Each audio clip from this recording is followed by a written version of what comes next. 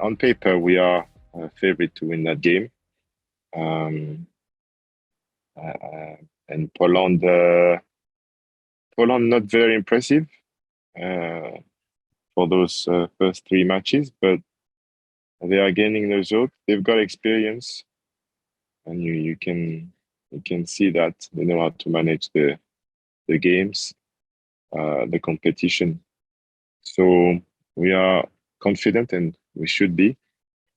And we have to treat them with a lot of respect because it won't be an easy game. There is no more easy game right now going forward.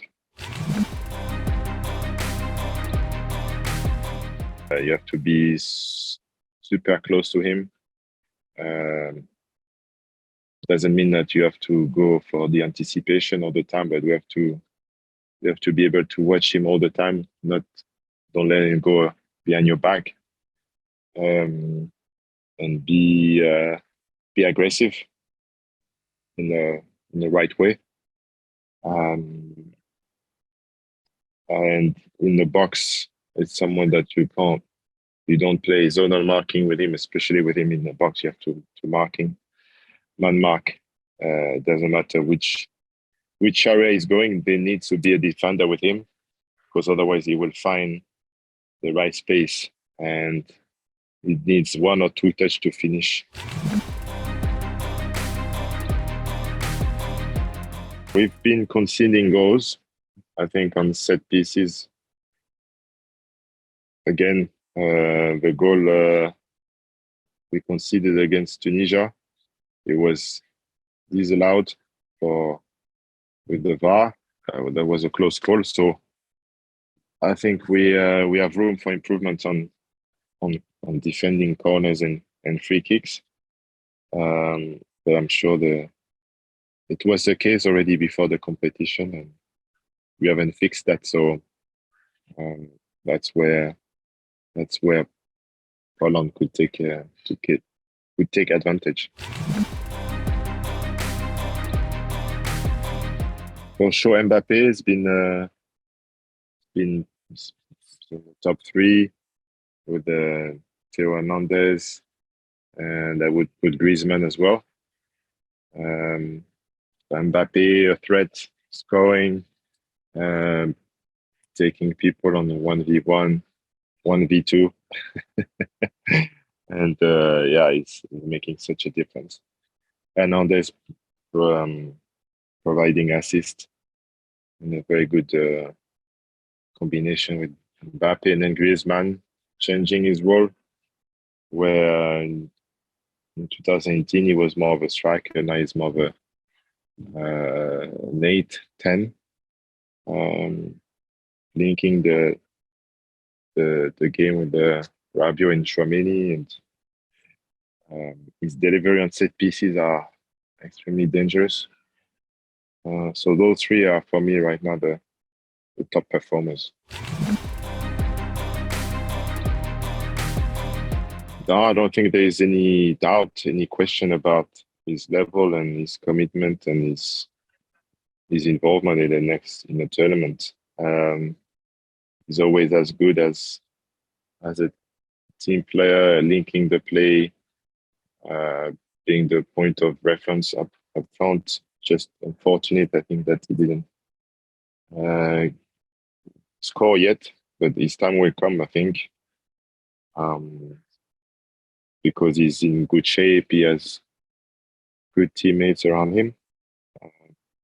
So yeah, it's just a matter of time for him.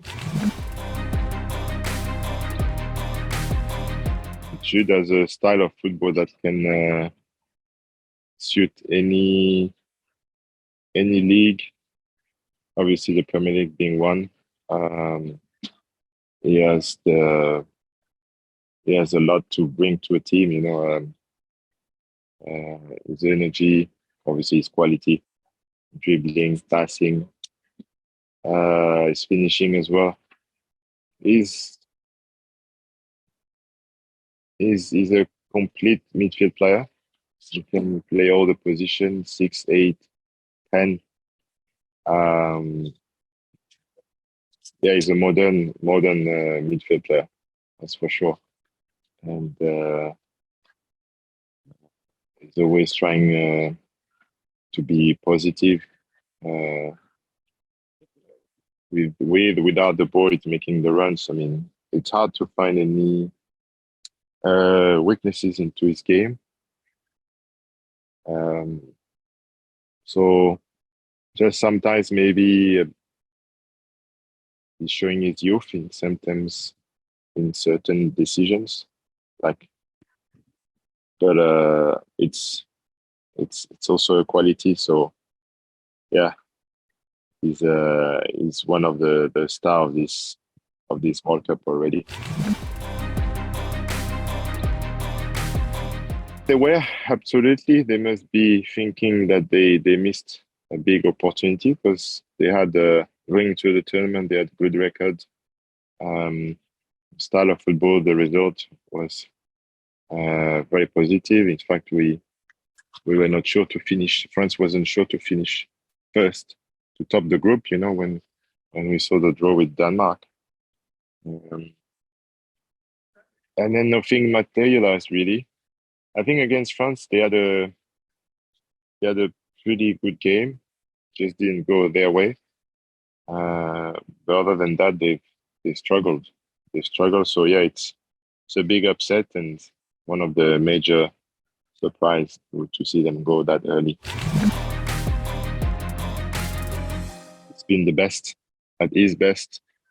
Um, I think he has more responsibility, which he likes. He has to lead offensively that team, and he wants that. So yeah, he's having much more fun when he plays for the US at the moment. Um, and yeah, when you are the main guy with your nation is different. That's the case for him, and he's delivering. Um, and he's part of a very good group, young, talented.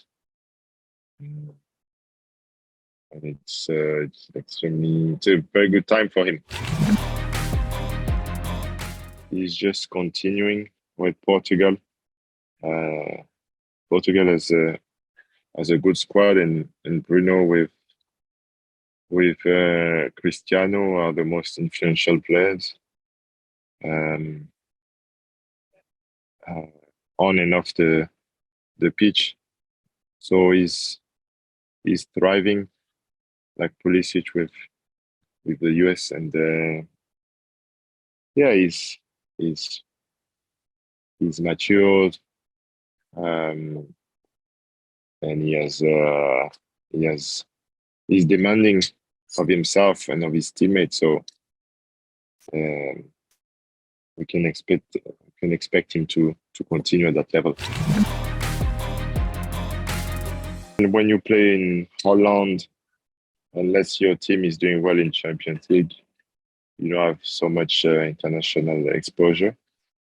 So he's grabbed the chance with Ghana to show his potential, and he's been the main player for Ghana, and definitely one that everybody witnessed in the tournament so far.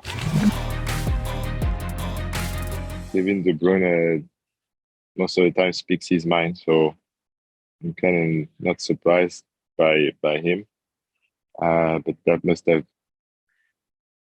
felt like a shock by his teammates, you know, because normally this type of comment you discuss that internally. So I guess the disappointment was so tough for him to handle that he had to let it go.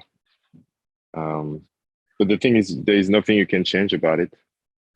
If you think this is the age is an issue, but again, look at Italy winning the Euro with Chiellini and Bonucci.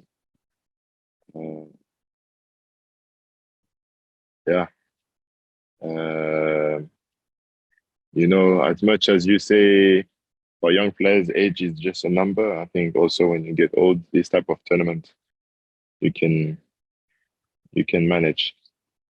Um, yeah, it's that's his assessment. So yeah, for sure, some teammates will be upset. So do you think Belgium had a better chance? Obviously, they gone out in the group stage. Do you think they could have done more? Yeah, they've had enough to get out the group, 100%. But it's been going on for quite some time. Belgium hasn't been performing as well as the potential. So it's not coming out of the blue. The 3 games they've played. It's